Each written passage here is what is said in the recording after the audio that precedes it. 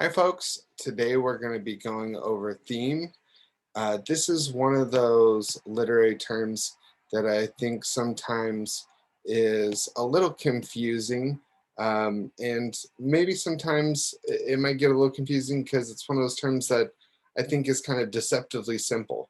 So let's look at a definition and I'll break that down for you. And hopefully you can kind of really wrap your head around what theme is about. So one definition of theme is a salient abstract idea that emerges from a literary work's treatment of its subject matter. Okay, what is that talking about? So let's just kind of break this down. So when I look for theme, I do two things, and I do them in a really specific order. That way it helps me understand what the heck the author is talking about. So the first thing I do is I look at an abstract idea or the topic first. So when I'm watching a movie, reading a book, reading a short story, whatever it is, one of the first things I'm doing is looking for, what is the story about? What's the topic of the story? So for example, since we have a little iceberg on our screen right now, let's think of a movie I think we've all seen, Titanic, right? And you can say, well, that story is about an iceberg and a ship. Well, yeah, that's true. But is that what the movie's about? No.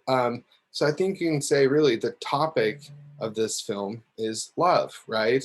And obviously it talks about other things like class, you know, also icebergs. But I think the central sort of focus or topic of that film is love, right?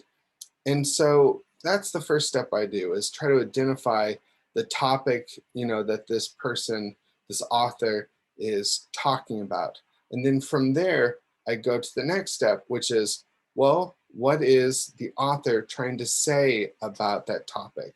So to go back to Titanic, right? What is the author trying to tell us about love in this story? Don't answer all at once. But whatever that answer is, that's the theme. And so, really, it's just kind of that where I look for the topic, the subject matter, like what is the story kind of focused on? And then from there, I go, okay, well, this story, the author is trying to tell us something about love. So, what is that? What is that message? And so really it's kind of as simple as that. And I think that's why it maybe gets kind of confusing sometimes. So from the prompt this week, you might have noticed this and it in terms of a definition. And I think that's also kind of helps complement what I just said. So the theme is often a bridge to the main idea. However, the theme is more involved than that. A theme is the author's message, what the author wants to tell his or her readers about people in general. So that's a really great way to put it, right? And so that a lot of times people just stop at that main idea or like what the story's about, like the topic, the subject matter, but that's not it, right? That's just a little bit there. So let's take another story that I think we are all familiar with, The Great Gatsby. So you might look at that and go, oh, well, the topic, the subject matter of this story is about wealth, class, um, the decline of the 1920s.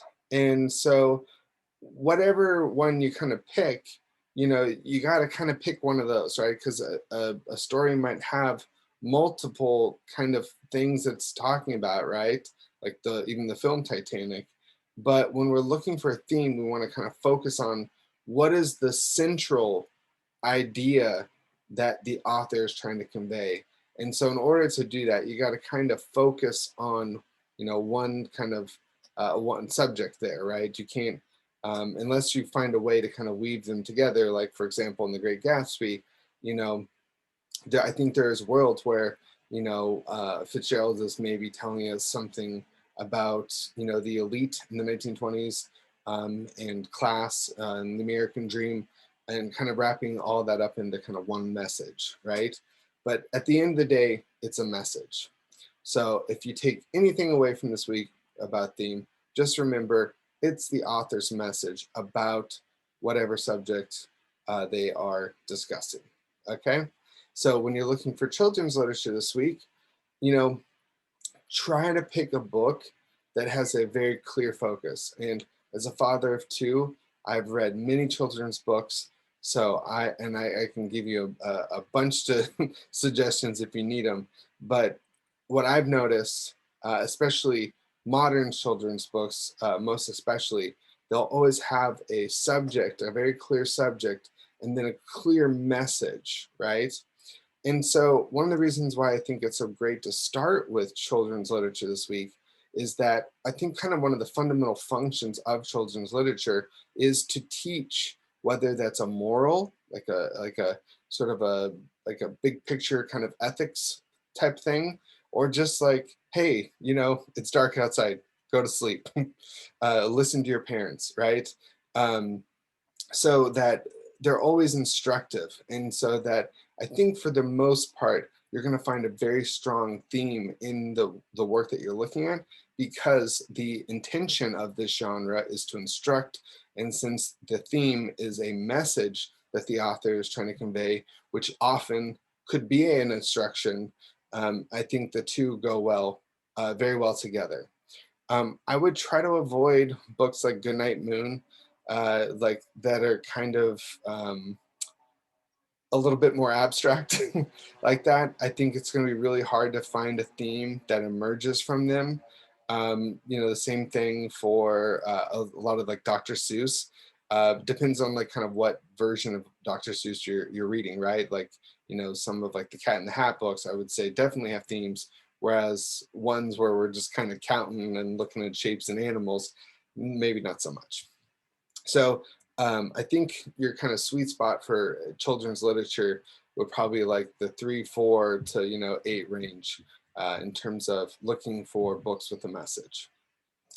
All right, thank you so much for listening today about theme, and this is one of my favorite assignments in the course, so I'm really excited to see what books you picked this week. Bye.